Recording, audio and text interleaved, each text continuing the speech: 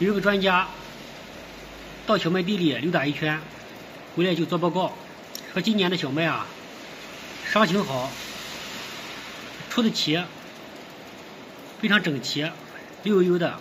小麦啊，这个丰收的架子已经搭起来了，结果受到广大网友的吐槽。然而啊，我们山东此时此刻啊正在下大雨，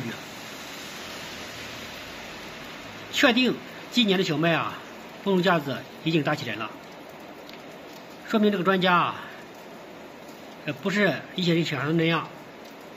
专家的预言啊，有时候啊也能成真。我们山东啊，基本上啊没有什么大旱，遇到旱的时候呢，就会下雨。